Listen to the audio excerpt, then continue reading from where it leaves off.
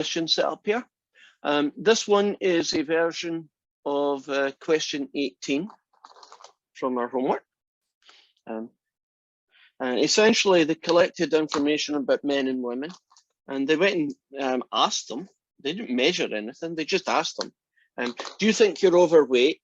Do you think you're about the right weight, or do you think you're underweight? And there was 136 women that were asked in this sample, and this is the spread. And there were 77 men, and this is what their data looks like.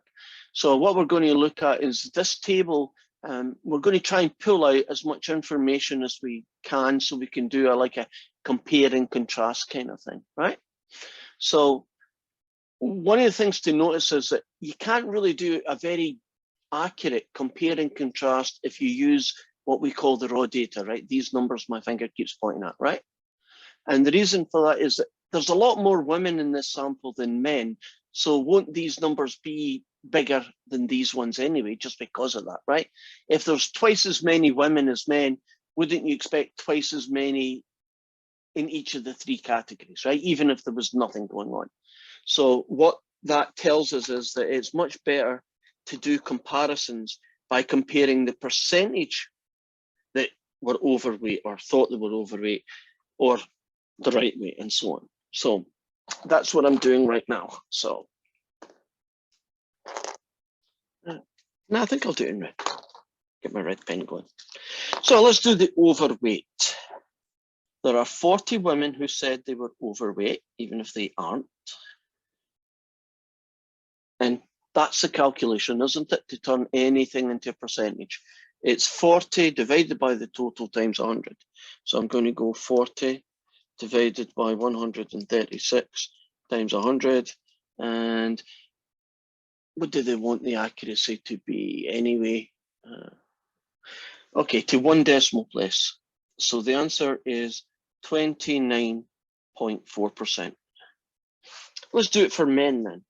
15 divided by 77 times 100. Right, before I hit the button in this, do you think that men and women are pretty much the same, in the sense that the same percentage of men think they're overweight than women, or underweight, or so on, right? Or do you think there's going to be some differences? Can you kind of get a feeling just looking at the raw data? Do you think they're both going to be the same, or are there going to be differences? What's your gut feeling? I think there'll be differences. I think there'll be more women than men. Okay, let's check that out. Press enter, and 19.4%. Okay, so right off the bat, about 29% of women think they're overweight, and about 19.4% of men think they're overweight. So wouldn't that really mean that more women think they're overweight than men? Would that be a reasonable conclusion to come up with, right? Not that they are overweight, but they think they're overweight, because, you know, self-evaluation is not always accurate, right? To give you an example, I am not overweight. No, I'm just the wrong height.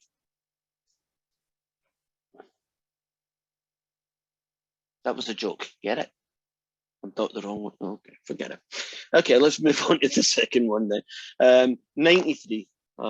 If you take 93 out of 136, the answer is 68.4%. And if you do the under, 3 divided by 136, and the answer comes out as about 2.2%. And if I add them all up, barring some rounding off, shouldn't I get 100%? That's just a quick check that I haven't screwed up.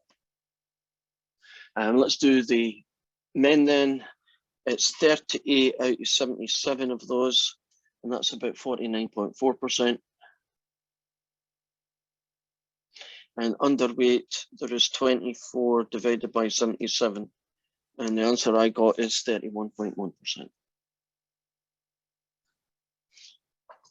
I'm going to take that information that I've just collected here, and I'm going to kind of rearrange it a little bit. Right, overweight. women against men. 29% of women think they're overweight, only 19.4% of women, men, right? 29% of women, 19% of men. Clear difference, right? More women think they are overweight than men as a percentage. How many think that they've got it about right?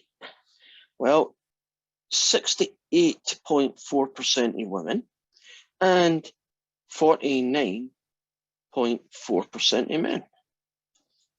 That's a little different, isn't it? So actually, 2/3 of women think they're about the right way, right? Only about half of the men, right? So that's a difference, isn't it? And then if we go and we do, what about underweight? Well,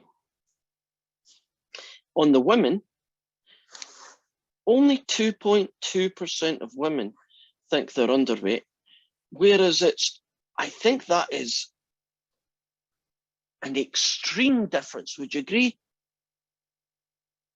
So I guess you might, if you're a social scientist, again, that's the kind of people who love this kind of data, you might want to come up with reasons behind what this is telling me. I'm making up my own reasons here, but they might be right, they might not. That women and men judge their weight and their body and their their self-worth, whatever you want to call it, differently.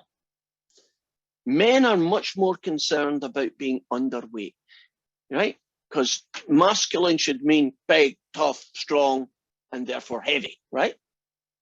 And women are much more concerned, all of the three, would you agree that they're much more concerned about being overweight? Because maybe that's an attribute that they don't associate with being feminine, right? Women shouldn't be that big, right? That kind of issue. Now, I'm just making that up, but I mean, can you see how you could read this information and make up that as maybe an explanation for why these things are? It could be just true reality. Couldn't it just be that there are an awful lot of men underweight and there's an awful lot of women who are overweight, right? And that's just what it is, right? They're just being accurate. I mean, that could be the reason. Anybody got any other explanations or what this is telling you?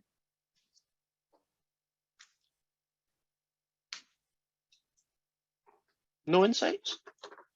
Do you think my first explanation that women and men have a different idea of what the ideal body is in terms of weight? Does that seem a reason? Yes, Horace. I was going to say it could also be that. Sorry, I can't. That's fine, right? I get those moments. An idea comes in my head and then it shoots right out before I've had a chance to catch it. So, you know what's going to happen. Once this class is over, it'll come back to you. So don't worry about it. Right. Cool way. Have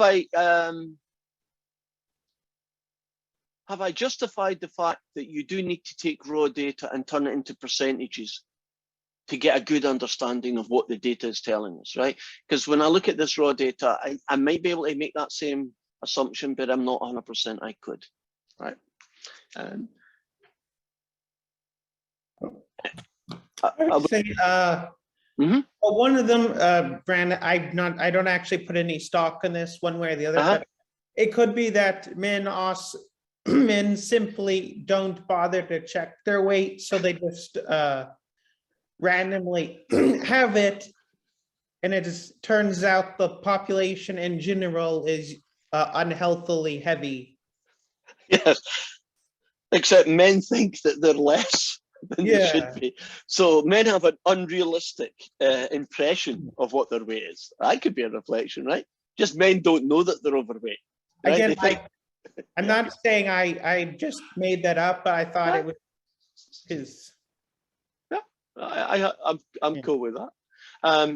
We're finished that first section then, which is kind of cool. Every time we finish one, we're moving on. We're going to be doing in a few moments our next section, still on chapter 2. And this one is called Exploring Features of Data.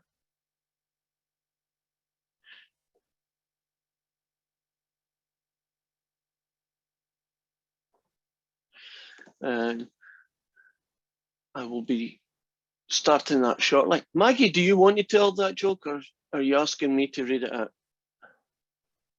You can go for it. Your lack of accent would probably say it better than my accent would.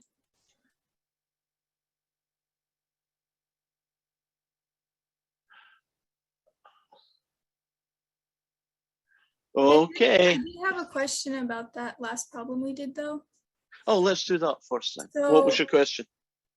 So would that be a good example of data gathered, or would that be a bad example because of the fact that the women interviewed were almost twice as many as the males interviewed? That's not, it would be an example of good data. The fact that you don't always get the same amount of each group is just the idiosyncrasies of, you know, where you got your data from. I mean, yeah, it's a good data.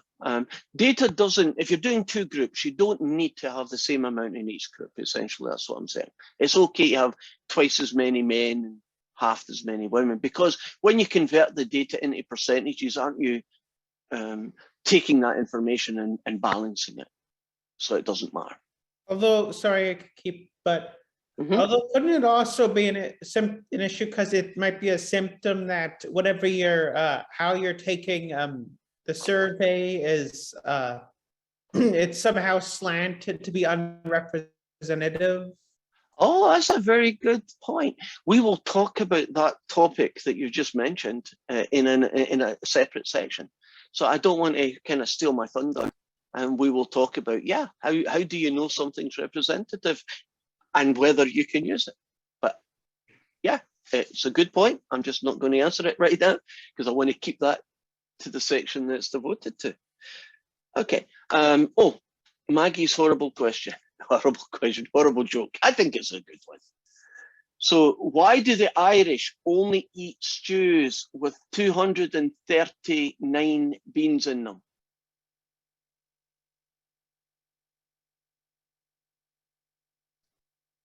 You don't know?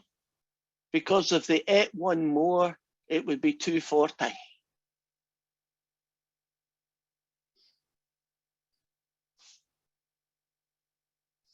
$240.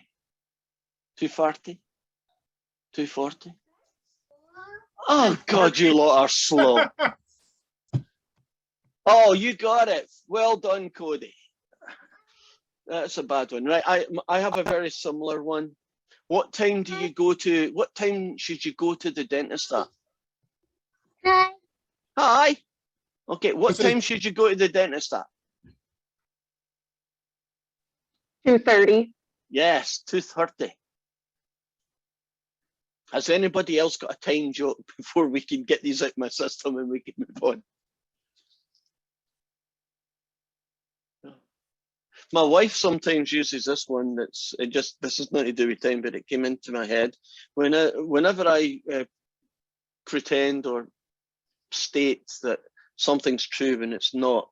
She says, "You're living in Egypt," and then you're meant to say, "What do you mean by that?"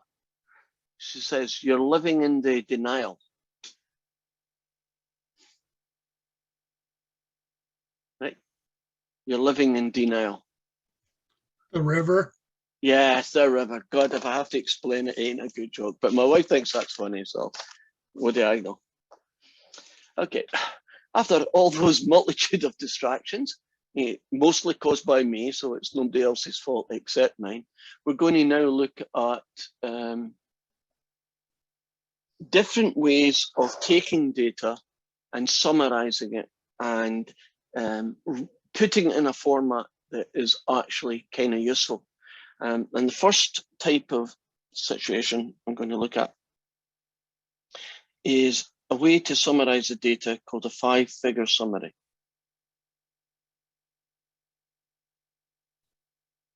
So we're talking numerical data here, nothing else, right? Numerical data. And 5-figure summary is basically 5 numbers that you get from your sample. And this is who the numbers are. The first one is the minimum, right? The smallest number in your sample. The next one is called Q1. The next one is called the median. The fourth one is called Q3, and the last one is called the maximum. So it gets its name because you basically take all your data and you reduce it just to 5 numbers, right? And so the minimum and maximum, for instance, are the extremes. So let me do a data set and kind of do essentially a 5-figure summary on it, right? So I'm going to ask you lot to help me here, right? So let me start. How many? 2, 4, 5, 6, 7, 8, 9, 10, 11, 12, 13, 14, 15, 16, 17, 18, 19. All right, there's 19 of us here, so I'll write that down for the moment. There's 19. Okay. Is anybody here 16? Right. Okay, so I got 116. If you're, oh, here's an easier way for me to count. Do you notice that on the bottom there's a little button called reactions, and if you click on it, you can do things like my jokes are that bad that you're going to cry, or well done, or wee party time, right? So if you can, I don't know, stick your thumb up when I come to your age, okay? So 16's already done. If you're 17, will you hit that little thumbs up? That way I can scan through them and kick it. So I got 1, 2, 3 17s. So 1, 2, 3 17s. Anybody 8? Oh, 1, 2, 3. Yeah. Anybody 8? Was there 4? I missed one. Right. Thank you for doing that. 18s. Any 18s amongst us? 19s? Are you 18 or 19? 19? 19s. I'm 18. Okay, 118, 119. Fixed it. What are you again, River? 19. 19. Okay. 20. 20. Oh, well done. 21. Oh, Alec. 20. 21. 22. 23. 24. I could be here all day. Anybody just want to tell me their age? If you don't want to take part in this, don't tell me your age. Right. 30. 30. You're a baby. I'm 30. What are you again, Jacob? 28. 48. Okay. Anybody Say else? 28 or 48? 34. 48. 48. 28. 40. Oh, 28. I was just going to say you had a hard life, but 28 it is. I'm 30. You got 30. Okay. Anybody else want to volunteer? I'm 34. I'm 34. Okay. And I'm putting in my age 66. I'm 22. And I got a 22, so I'll stuck that one in. We good?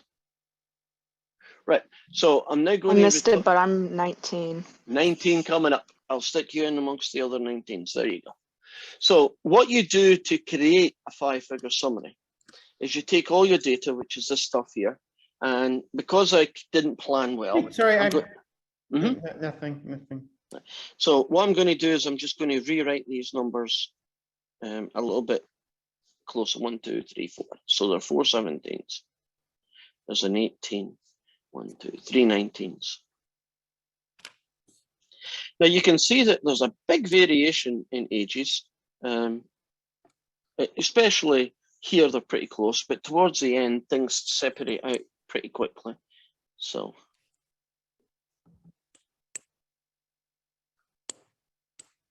there we go. Now that's 1, 2, 3, 4, 5, 6, 7, 8, 9, 10, 11, 12, 13, 14, 15, 16, 17, 18. So 18 it is. So we have 18 people. Right. So smallest number is 16. Put it there. Biggest number is me, 66. Put it there. Things get a little bit hard now. These guys, Q1, the median, and Q3. Q1 and Q3 sometimes are called the first quartile.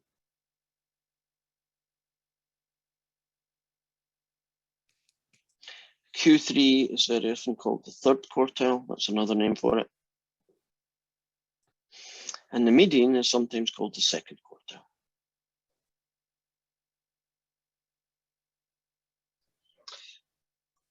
To calculate these three guys, the next thing you do is you get the median, right?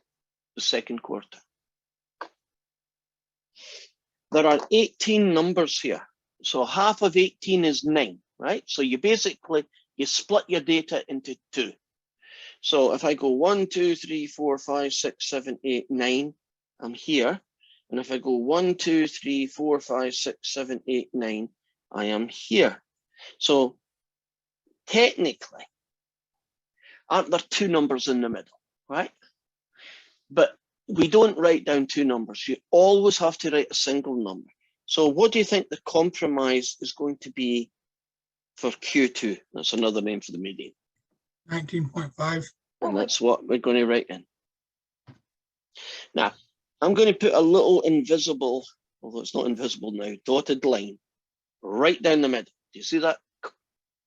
Now, that leaves me with 9 numbers in the small half and 9 numbers in the big half. To get Q1, you pick the middle number of this lot.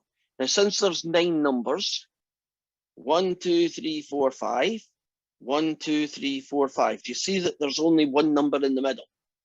It's 17. So Q1 is 17.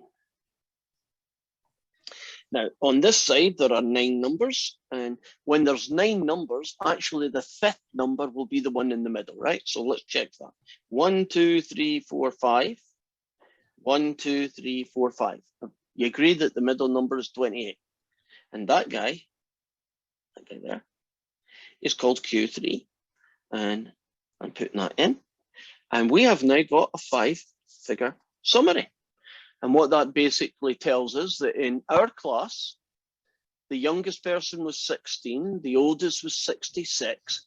The typical person in the middle is about 19-ish, right? 19, 20 kind of age. 17 years is where you get to 25%. So the first quartile is basically where the first quarter of the people are. So in the age group 16 to 17, 1/4 of this class is in that age group, right? So if I got you all together, you would be about 25% of the class, right? The 16 and 17-year-olds. The 17s to the middle, that's 17 to 19 and a half, they would be the next 25%. Then 19.5 to 28-year-olds, that would be the next 25% of the class. And the old fogies, well, I'm the only old fogey, but the 28 to 66, they're in the last 25%. Do you see why they're called quartiles? Do you see how you basically break the thing into quarters? Now you can draw, although this is a little bit out of sync, but I want to draw it for you. You can use this data to draw a nice little picture that kind of shows you what's going on. So what you do is you take a little number line and you go starting at 16 and you go 16, you go 17, you get, oh God, I should plan ahead, shouldn't I? Let's start at 10 and finish at 17. So 10, 20, 30, 40, 50, 60, and 70. And the reason for that is that I need to get my age in. And the youngest is 16, which is about here. Right? That's where 16 is roughly. And then 17 is right next to it. Then 19.5 is right next to that. Then 28 is over here. And then 66 is about here. And you draw a little picture that looks like this. Have you ever seen in geography classes, I don't know, science classes, a picture that looks like this? You ever seen one of those? Anybody seen it before? A lot, actually. Right. What subject uses those kind of diagrams to describe data? Where have you seen it? Well, I see in medicine, I've seen it used a lot for measuring like anything with the also in it's mostly I see it in stuff involving medicine. Yeah. So if you collect data on the population and you do, I don't know, the iron level in their body or blood pressure or whatever it is, you very often you take all the data, because it could be hundreds and hundreds of people or even thousands, and you can make a little thing called a box plot. And what that picture tells me is quite a lot. So do these numbers. For this class, would you agree that we are heavily weighted on the young folk? In other words, the teenagers up to 20s. Would you agree that's a lot in this class? Would you agree then that after that, things string out an awful lot? You see how they are, you know, not many 30s, not many 40s. There's me at the end at the 60s. And so So I I put the box because it's majority, say that again, Cody, about the box. because I was copying down the other side of the paper and I kind of missed the whole box plot thing. Okay, so what you do is that is 17, that's 19.5, that's where 28 is, and that number there is where the 66 is. So on that scale, you put a vertical line at Q1, that's at 17, another bigger vertical line at the 19.5, and a third one at 28, and that's where the box lives. And then you do these little guys here to the end, and then a little guy here to the end, and you do the ends. I have another name for that, which I don't see often. It must be a British thing. It's called a box and whiskers. I like that name better. Yeah, that's what I thought when you drew it. I was like, what is he talking about? A box plot? It's just another name. So so the fact you've heard it is good. Right. Now, that's a fair amount of work, and that's only on 18 numbers. You agree that you don't want to do that too many times by hand.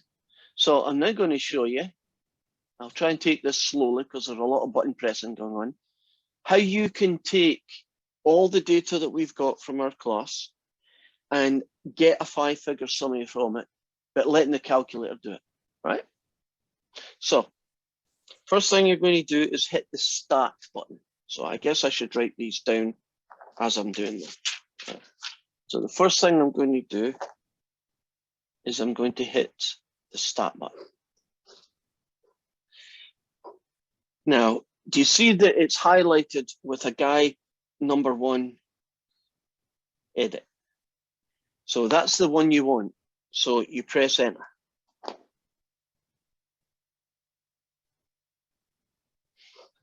So you're going to hit the start button, option 1, press enter. And now you're looking at this screen, right? And the column that we're going to deal with is L1. And all I do for the next few minutes is write in all of this data. So here it goes. 16, enter. 17, enter. 17, enter. 17, enter. 17, enter. And 18, a 19, a second 19, a third 19. Then it goes 20 twice. It goes 21, 22, 28, 30, another 30, 34, and it finishes with me. And it does say 19, but that would be the next number. So I know I've typed in 18 numbers, so I am good. So the next stage would be, right, to type in your numbers. Okay, that's what we've done. So far, so good, right? Start button, option 1, enter. In the column called L1, type in all your data. So far, so good. Then hit the start button again.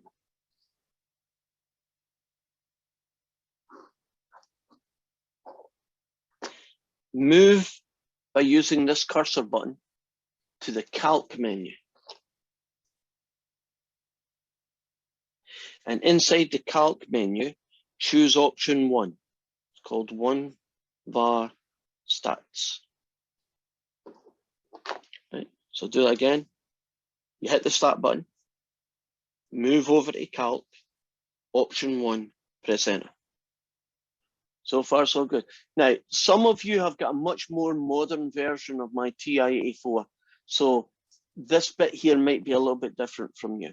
But in my case, I'm looking at that, okay? And so what you now need to do, I'll put it in red, is you need to tell it where to get the data. So right now it looks like that, right? And it's got this little flashy cursor thing. I want to tell it L1. Now, to get L1, you have to hit the blue button, L1. So in my case, it's second button, number 1, because that gets you L1. And then you finish with enter.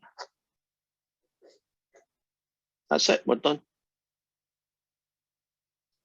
Now, what you're going to see here is a whole load of data, a whole load of statistics, actually. For instance, do you know that the mean age of this class is about 23.9? How do I know that? See that little funny X bar guy that's there?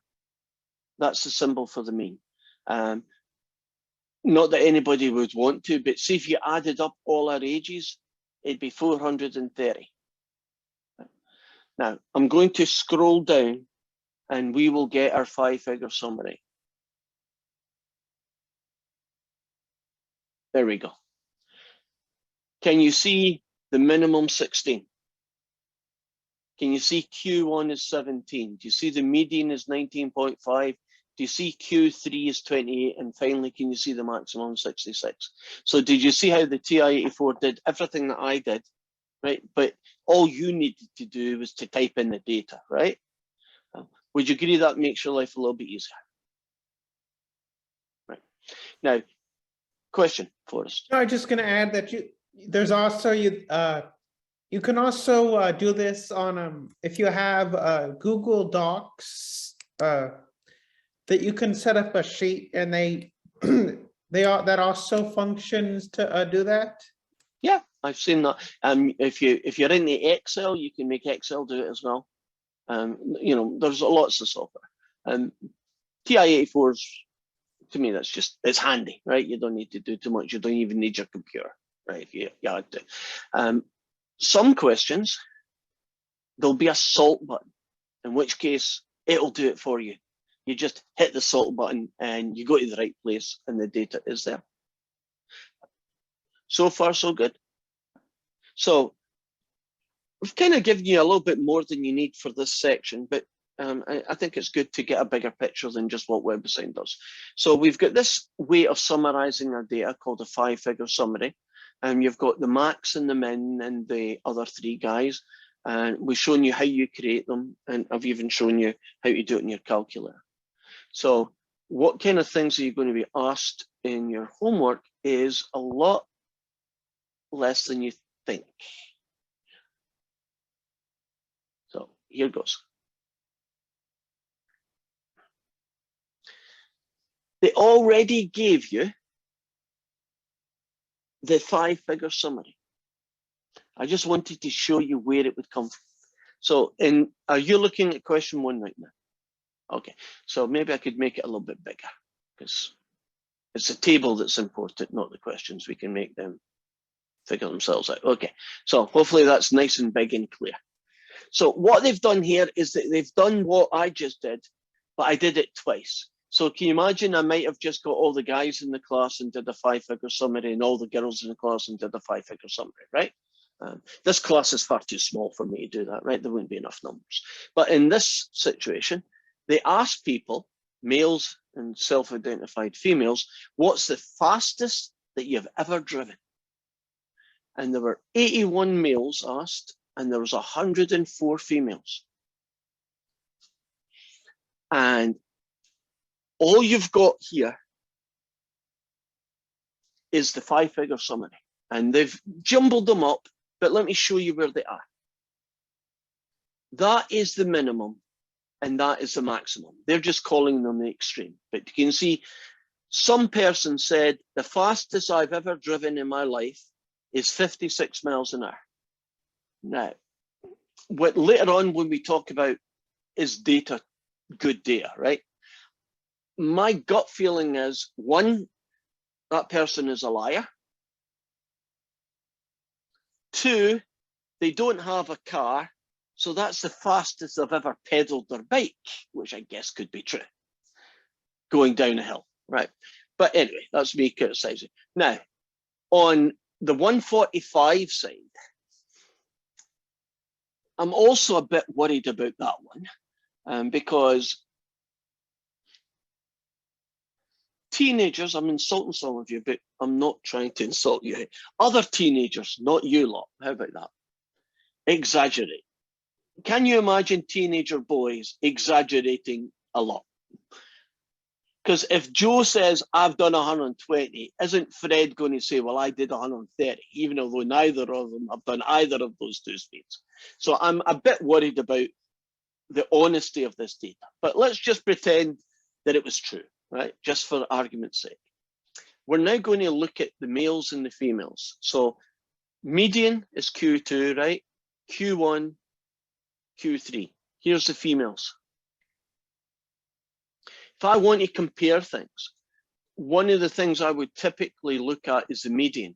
The median is kind of the middle of the road, right? The typical person. Would you agree that there's strong evidence that males tend to be faster than females, right? At least if this data was true, right? So if I'm an insurance company, wouldn't I make the males pay more for their car insurance? Because this data is telling me that they are going too fast, and therefore when they have accidents, fast means more damage, means bad, right? I don't know if they do that in America. Is that just sexist and you're not allowed to? Or does a guy actually pay more insurance than a woman? Has anybody got that experience to back me up here or say, no, they don't do that? I think it depends on your age and driving record. Right, so it's not whether you're a male or female, just how old you are and have you had 4 accidents before kind of thing. Okay, so evidently they're not using that data. Maybe they're not allowed to, because you know, you're not allowed to do certain things legally, right? It would be against the law in America, for instance, for them to make Scottish people pay higher car insurance than the rest of America. Would you agree I could probably sue them if they tried that? Right, that would be some kind of biasness, right? That's not allowed. So maybe that's why it's not.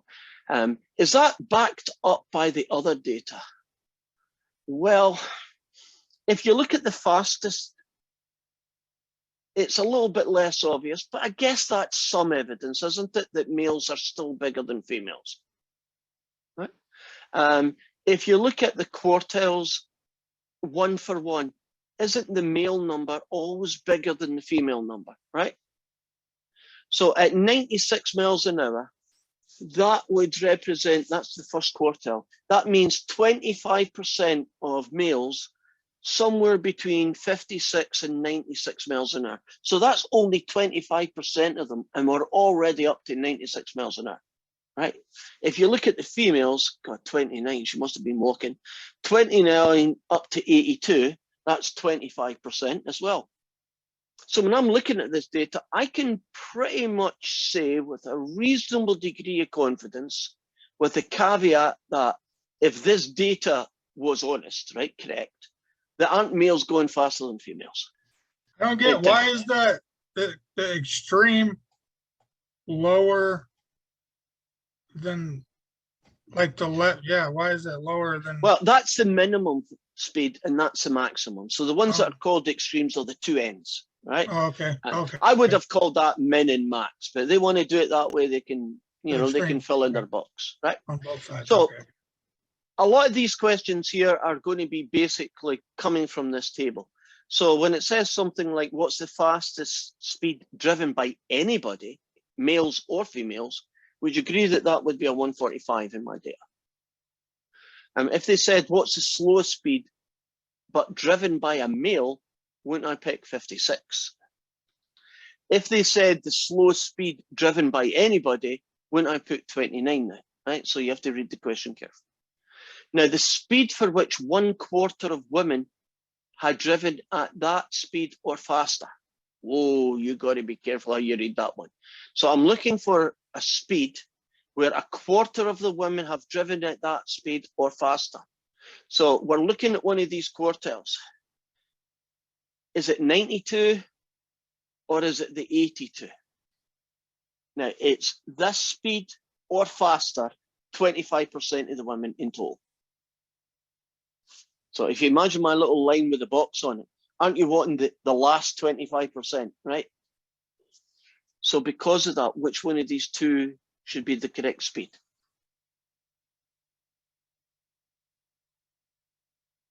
The 92? The 92, right?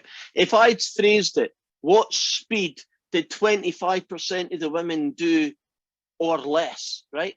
So up to 82, then wouldn't have chosen that one, right? They could phrase it different ways, but that's what they're saying. So in this case, we'd put in the 82. Now they then move on to what proportion of females who have driven 88 miles an hour or faster, right? If you look at 88 miles, isn't that the middle number, right? The median.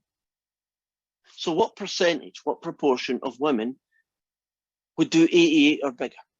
Well, isn't that half and half? So that's just a fancy way of saying. Now they're looking for proportion. So proportion is a decimal. If they wanted a percentage, they would have used the word percentage. So proportion is a decimal, and technically speaking, a proportion can also be a fraction. Right, so a half would have done, but I'm going to do a decimal because it typically does. And then they finish with, how many females have driven 88 miles or more? Well, if half the women have done it, and there are 104 females, half of 104 is 52. Do you see how I could figure that number out? Right. Let's do that for another one. Would you agree that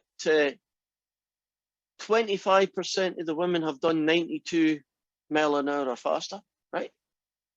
Well, if you do 25% of 104 people, that becomes 26 women. So 26 women in this sample of 104 have traveled at 92 or faster. So that kind of data, this 5-figure summary, doesn't it give you quite a lot of information? It allows you to compare and contrast.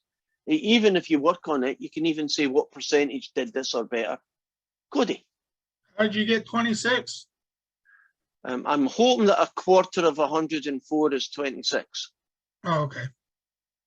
D is 92. D is 92. Oh, this one? Yeah. Is 92, you're correct. Don't know why I said 82. Pretty much question 2 is very similar but with different data set. Number 3. Well, let's do number 3. A 5-figure summary for the heights in inches of females. And in this case, the median height is about what, 5'4", 5'5". The tallest woman, at least in this sample, was 6 foot.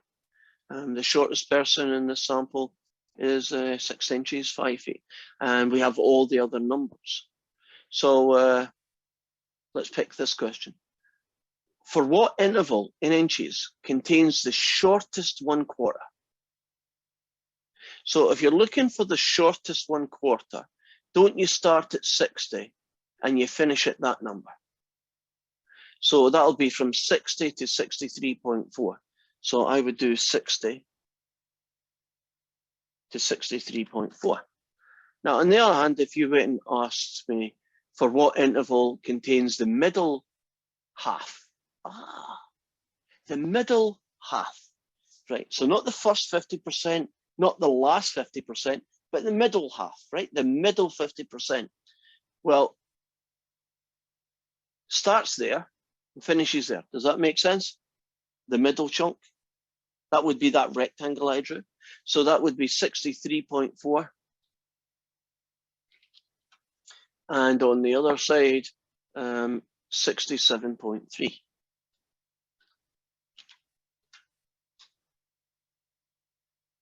We go with that? Right, and there's just another, is that the same question? Darn it, I duplicated my questions, I apologize. I'll go back and fix that. Right, so next thing we're going to do is look at data given to you in the form of a graph.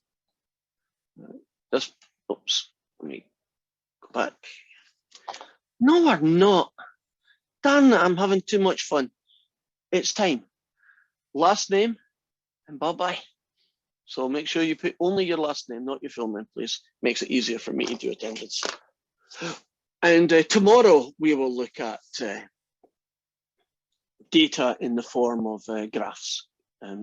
histograms in particular. Okay, bye-bye. I'll hang about for a few minutes.